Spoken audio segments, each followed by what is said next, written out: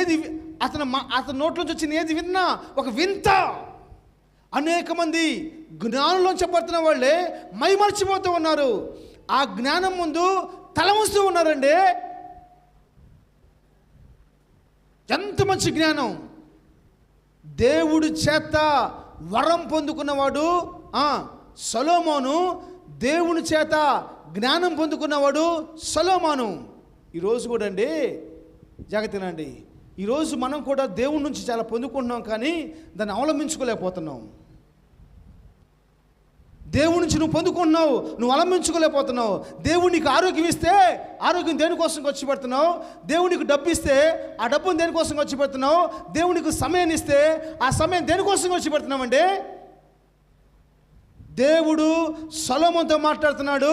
నీ ముందు తరంలో కానివ్వండి, నీ తర్వాత తరంలో కానివ్వండి, నీలాంటి వాడు ఒకడు ఉన్నాడు.